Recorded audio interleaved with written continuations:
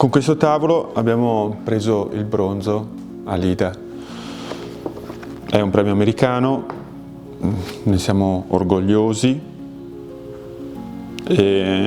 perché siamo usciti dall'Italia, ci siamo distinti anche in America in modo internazionale, ma questo è il frutto di una sinergia in cui ognuno di noi ha messo in campo le proprie conoscenze e la propria sensibilità, e quindi non è solamente il premio dell'architetto Criveller o della ditta Torresan, è il nostro premio. Torresan Travertino Italian Creations da oltre 30 anni si è specializzata nella lavorazione di un marmo molto particolare, il marmo travertino italiano, per rivestire, per arredare, ma anche per illuminare e vibrare. Per quest'opera, Elica, abbiamo reso evidentissima una caratteristica singolare del marmo travertino. Si tratta delle sue cavità. Spesso vengono nascoste, spesso vengono stuccate.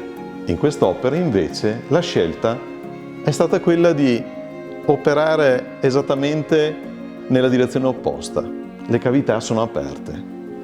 Ma perché il travertino ha al suo interno queste strane cavità di densità variabile, tutte diverse, di dimensioni diverse?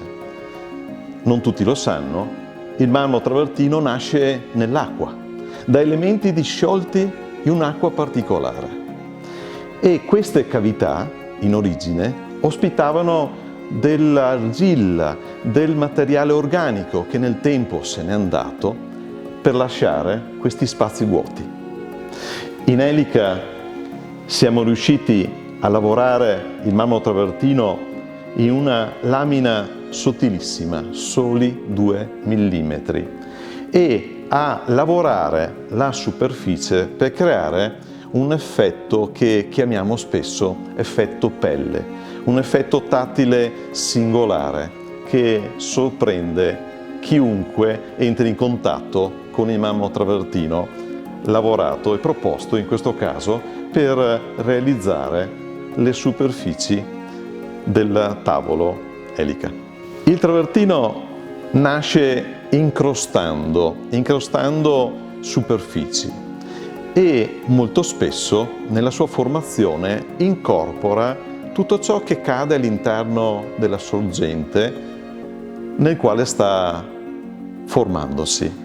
E quindi se all'interno ci casca una pigna, una piuma, un uovo, ebbene, il travertino riesce a ricrearne il negativo e poi, quando il materiale organico se ne andrà via, riuscirà a consegnare alla storia l'immagine, l'impronta di quello che esisteva allora durante la sua formazione. Il concept deriva dalla richiesta che abbiamo avuto per esporre a Marmomac, che è Time in Stone, cioè come far capire nella pietra il tempo, il passaggio del tempo, perché diversamente da altri materiali, quando si ha qualcosa in marmo, in granito, si ha un prodotto che ha migliaia di secoli. Come far percepire questo in questo tavolo e anche come far percepire questo nell'oggi, perché c'è un diverso modo di percepire i materiali rispetto al passato dei nostri genitori. Allora, innanzitutto, spessore di 2 mm in queste lastre, spessore invece di 4 cm in queste. Già qui c'è una diversa veduta del tempo. I nostri nonni preferivano delle lastre belle, grosse, anche per far capire l'importanza di quello che avevano, no? Più la lastra era grossa, più valeva quello che avevano in casa. Oggi invece si preferisce qualcosa con un profilo e uno spessore più fino. Perché? Perché dobbiamo avere rispetto per la natura. Quando andiamo a cavare nelle cave, dobbiamo riuscire ad ottenere il massimo del prodotto col meno spreco. Ecco perché uno spessore minimo di 2 mm. Questo comporta quindi minore inquinamento del paesaggio, ma anche minore spese di trasporto e quindi di conseguenza minore inquinamento per i camion, trasporti e tutto il resto. Poi l'altra questione, il progetto è anche e prende in considerazione il voler valutare al massimo la qualità del lavoro e la bravura di portare a 2 mm il marmo travertino, e quindi con questi quadrati si presenta come in un vassoio il prodotto che riesce a fare la ditta Toresan, la loro bravura.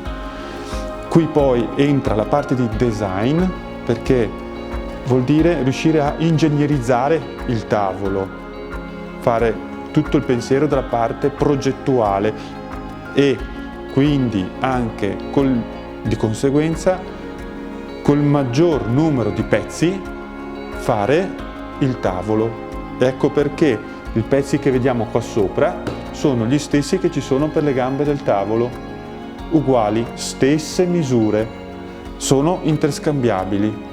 Poi anche per facilitare la fase di montaggio, i ganci sotto, che vediamo lì sotto, sono a secco, cioè senza viti, proprio perché anche questi qui sono pesanti, d'accordo? Servono comunque 2 persone, ma bisogna aiutare anche chi lavora e quindi nella fase di montaggio.